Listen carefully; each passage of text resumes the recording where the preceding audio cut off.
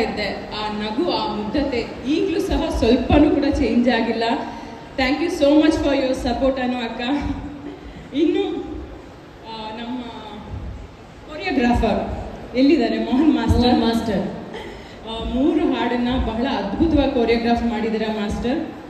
ನಿಜಕ್ಕೂ ನಿಮಗೆ ತುಂಬ ಥ್ಯಾಂಕ್ಸ್ ಹೇಳ್ಬೇಕು. ಯಾಕಂದರೆ ಅಷ್ಟು ಜನ ಕಾಳಿ ಅಮ್ಮಂದಿರನ್ನ ಇಟ್ಕೊಂಡು, ಅಷ್ಟು ಜನ ಅಗೋರಿಗಳನ್ನ ಇಟ್ಕೊಂಡು, ಅದ್ರ ಜೊತೆ ನನಗೆ ಕೊರಿಯೋಗ್ರಾಫ್, ಯಾಕಂದರೆ ನಾನು ಆ ಟೈಮಲ್ಲಿ ನಿಮ್ಗೆ ಗೊತ್ತಿರ್ಬೋದು ತುಂಬ ಟಯರ್ಡ್ ಆಗ್ತಾ ಇದ್ದೆ.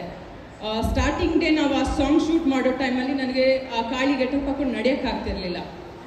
ಹಿಂಗೆ ಎದ್ದಿಂಗೆ ನಿಲ್ಲಕ್ಕೂ ಆಗ್ತಿರ್ಲಿಲ್ಲ. ಫಸ್ಟ್ ಡೇ ನೆನಪಿರ್ಬೋದು ನಿಮಗೂ. ಅದೇನು ಆ ಗೆಟಪ್ ಹಾಕಿದ ತಕ್ಷಣ ಅದೇನು ಎನರ್ಜಿನೋ ಏನೋ ಗೊತ್ತಿಲ್ಲ, ನನಗೆ ತಲೆ ಹಿಂಗೆ ಎತ್ತಕ್ಕೂ ಸಹ ಆಗಲಿಲ್ಲ.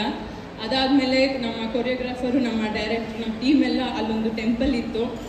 ಆ ಟೆಂಪಲ್ಗೆ ಹೋಗಿ ದೃಷ್ಟಿ ಏನೋ ತೆಗೆದ್ರು. ನಮ್ಮ ಡೈರೆಕ್ಟ್ರು ಕಾಳಿ ಅಮ್ಮನ ಭಕ್ತ, ಸೊ ಅವ್ರಿಗೆ ಆ ವಿಧಾನ ಗೊತ್ತಿತ್ತು. ದೃಷ್ಟಿ ತೆಗೆದ್ರು. ಆ ದೃಷ್ಟಿ ತೆಗೆದಾದ್ಮೇಲೆ ನನಗೆ ಒಂದು ಏನೋ ಎನರ್ಜಿ ಬಂತು. ಓಕೆ, ಶೂಟಿಂಗ್ ಸ್ಟಾರ್ಟ್ ಮಾಡೋಣ ಅಂತ. ಆಲ್ಮೋಸ್ಟ್ ಒಂದು 2-3 hours ನನಗೆ ಎದ್ದೇಳಕ್ಕೂ ಆಗ್ತಾ ಇರಲಿಲ್ಲ, ಎನರ್ಜಿ ಇರ್ತಿರ್ಲಿಲ್ಲ ನನ್ನ ಬಾಡಿಯಲ್ಲಿ. ಸೊ ಅದು ಅಲ್ದಿರ ಅವ್ರಿಗೆ ಇವತ್ತು ಹುಷಾರಿರಲಿಲ್ಲ, ಜ್ವರ ಬಂದಿತ್ತು ಅಂತ ಹೇಳಿದರು ಪಾಪ. ಅದೆಲ್ಲ ಕೇರ್ ಮಾಡ್ದಿರ ನಮ್ಮ ಸಿನಿಮಾದ ಸಾಂಗ್, ನಮ್ಮ ಸಿನಿಮಾ ಟ್ರೈಲರ್ ಯಶಸ್ಸು ಆಗಬೇಕು ಅಂತ ಇಷ್ಟು ದೂರ ಬಂದು ನಮಗೆ ಸಪೋರ್ಟ್ ಮಾಡಿದ್ದೀರಾ master. Thank you so much ನಿಮಗೆ.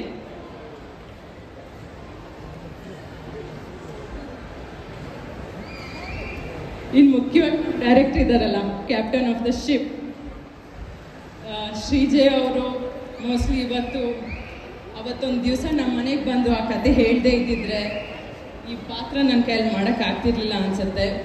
ಬಟ್ ನಿಮ್ಗೊಂದು ನಾನು ಮಾತು ಹೇಳಿದ್ದೆ, ಈ ಸಿನಿಮಾ ಸಕ್ಸಸ್ ಆದ್ರೇ ನೆಕ್ಸ್ಟ್ ನಾನು ಬೇರೆ ಯಾವುದಾದ್ರು ಸಿನಿಮಾ ಮಾಡ್ತೀನಿ, ಈ ಸಿನಿಮಾ ಜನರಿಗೆ ಇಷ್ಟ ಆಗಿಲ್ಲ ಅಂದರೆ ನಾನು ಇಂಡಸ್ಟ್ರಿಯಿಂದ ದೂರ ಹೋಗ್ತೀನಿ ಅಂತ ಹೇಳಿದ್ದೆ ನಾನು.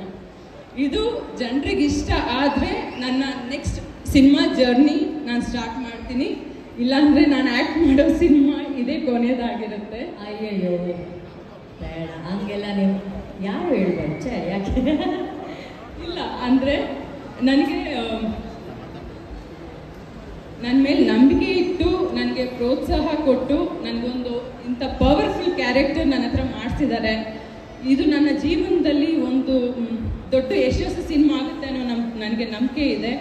ಅಷ್ಟೇ ಅಲ್ದಿರ ನನ್ನ ಸಂಸ್ಥೆಯಿಂದ ಒಂದು ಒಳ್ಳೆ ಕುಟುಂಬ ಸಮೇತ ನೋಡುವಂತಹ ಒಂದು ಸಿನಿಮಾ ಇದು.